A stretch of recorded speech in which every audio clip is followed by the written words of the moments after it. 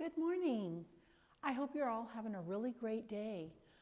I want to teach you a lesson today that's a continuation from our lesson last week that Miss Stephanie taught you about Cornelius. If you remember right, when we learned last week, Miss Stephanie talked about Jews and Gentiles and the problem that there was between the two. The Jews did not accept the Gentiles. The Gentiles didn't like the Jews any better. They didn't want to be together. They didn't want to eat together. They did not want to be considered in the same group. They were separate. They had their own separate thoughts about each other, and they did not want to be mixed. So we learned last week that that was not God's plan. God's plan was not that the Jews and the Gentiles be separate, but we learned that they should all be together. And we're going to learn more about that today. Our lesson is from Acts chapter 11. And we're going to look back and do a little bit of thinking on some other lessons to help us understand the ideas in this lesson better. I want to remind you about the plan that God has. God has had a plan from the very beginning.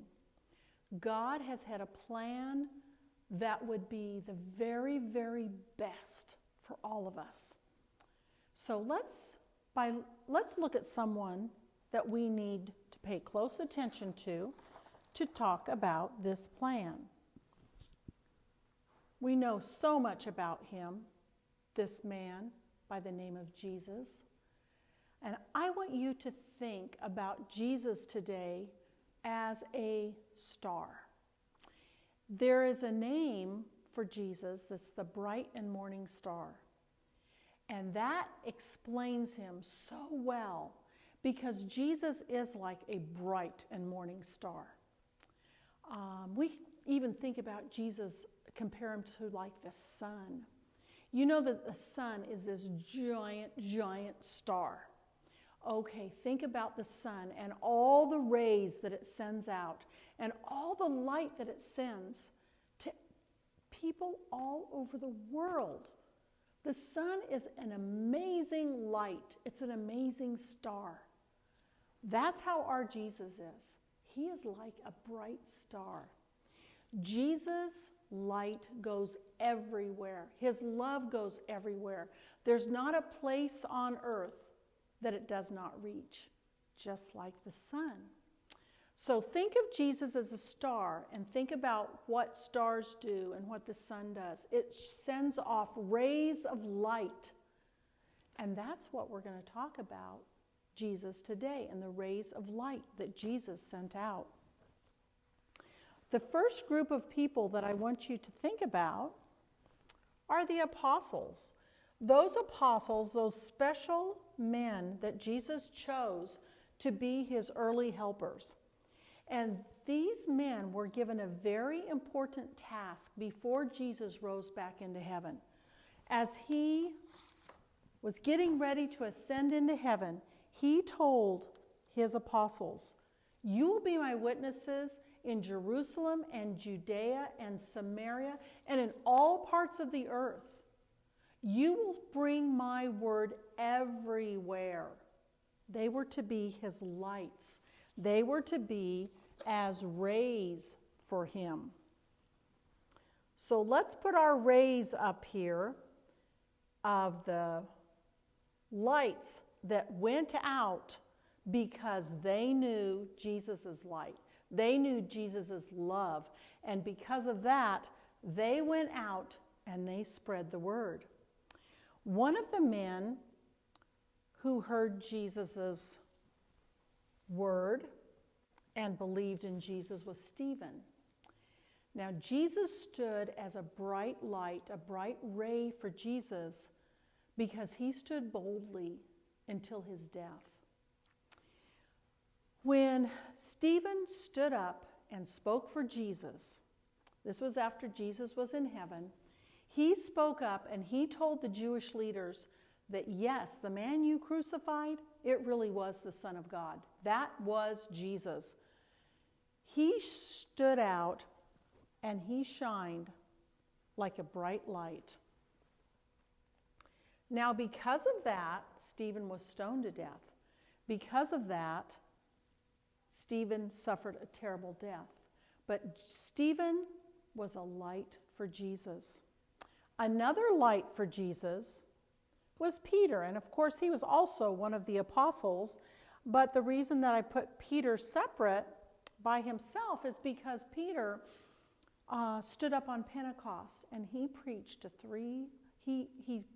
thousands, but 3,000 people that day were baptized. And so Peter stood as a bright light for Jesus. So another ray that because of Jesus' love, because of Jesus' light that he shines, another person went out to teach about Jesus. Another light was Philip.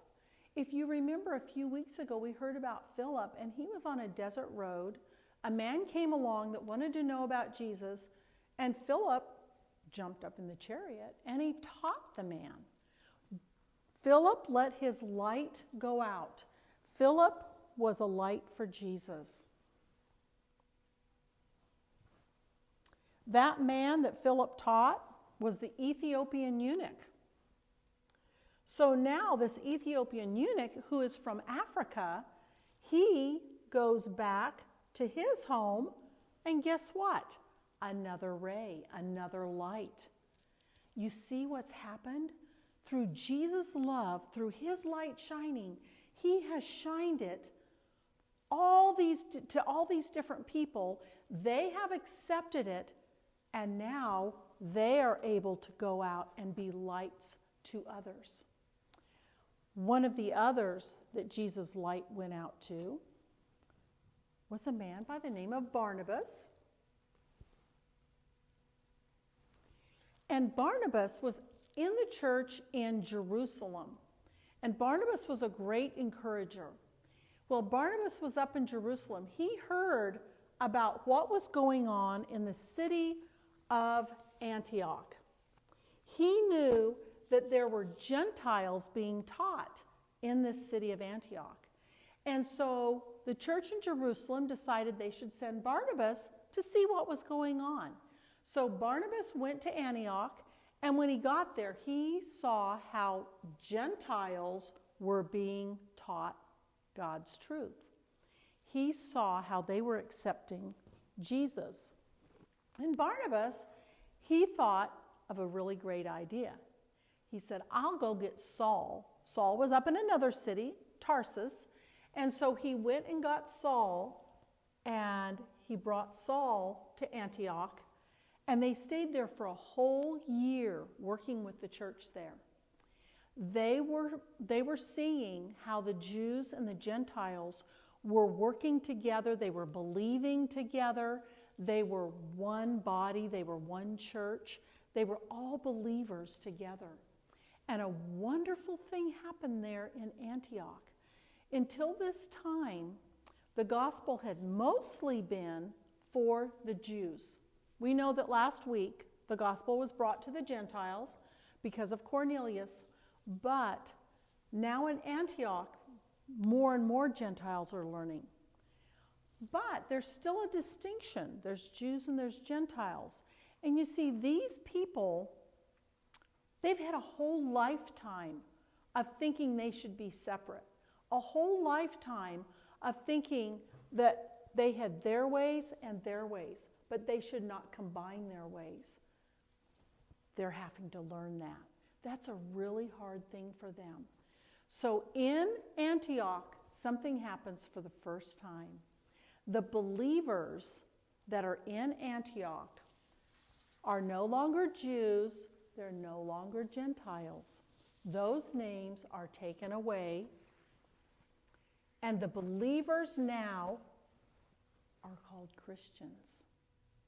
For the very first time, they have this special name, Christians. Forgot to put the rays on Saul and Barnabas, and that's important because these were great workers for Jesus. They let their light shine out in many places. So now in Antioch, they're called Christians. You can see this word. The base word is Christ. That's very important because Jesus is Jesus Christ. So now these believers are called Christians, and that is the name that they can all share, Jew and Gentile, as they were called before. No more. They are no longer Jew. They are no longer Gentile. They are to be Christians. And this wonderful name, Christians, is still with us today. For any of us who believe and obey, that's our name too. We are called Christians. You see, we all have our family names, and we're very proud of them. I'm a Sutton. But some of you have a family name like McCormick, or Atinchy, or Payton, or Taylor, or Neville, or Martin, or Coleman, or McCarthy, or Oldham, or Broyles. But we all can carry the same name. We might be an Ingle, we might be a Jones, but the important name for us that brings us all together is Christian. That's our name as a family, as followers of Jesus, followers of this bright star, so that we too can be like Stephen and Peter and the apostles and Philip and the eunuch. We can let our bright light go into the world as these people did, as these believers did. We can be Christians, simply Christians, just as they were.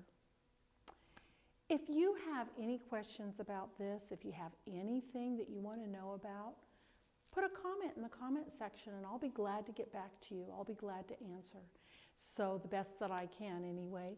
So until then, I hope you have a great day. I hope you understand that our lesson today is trying to teach people that God does not show favoritism.